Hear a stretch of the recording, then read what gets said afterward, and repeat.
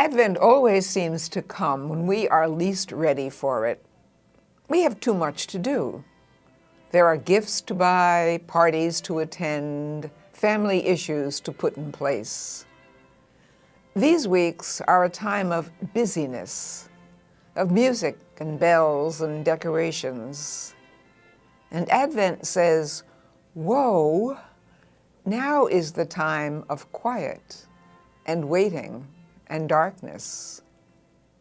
But we have no time for those.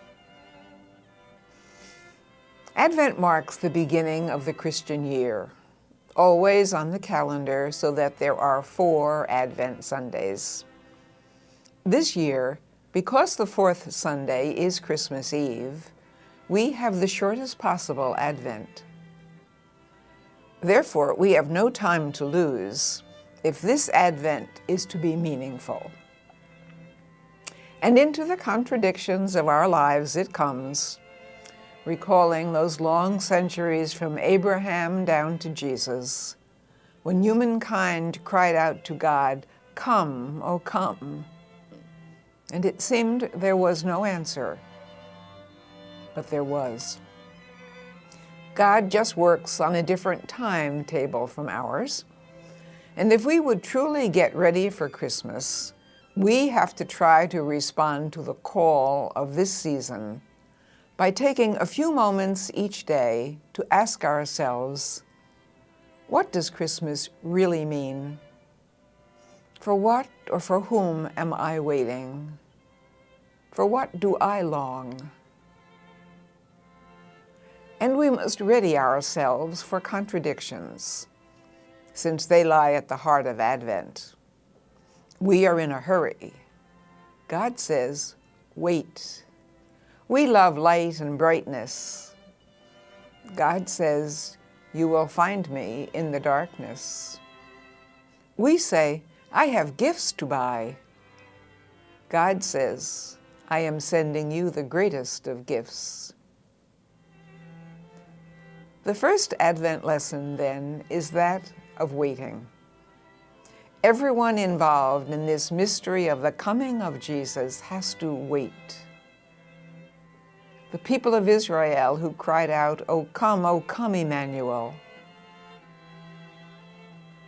Elizabeth and Zachary, who had prayed for years for a child to a seemingly deaf God. Mary, who would wait in patience for that child growing in her womb. And who knows for how long the Magi had scanned the heavens before they found the star that beckoned like no other. Let us take waiting as our first Advent practice. None of us is good at it. Just ask yourself, how do I react to the subway that is late, the bus that doesn't come, the line in the market, the computer that fails to respond to our touch? Ask yourself, how many times a day you fight against that inner itchiness that is part of waiting.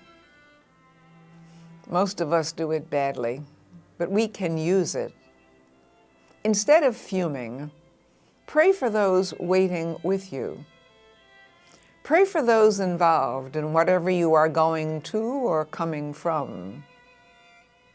Pray for a world that offered some glaring headline this morning. There's always one. Waiting does not mean doing nothing. Make yours spiritually active so that more than your blood pressure is stirred. Of course you don't have time for it. No one does, but you have it, so do not abuse or lose it.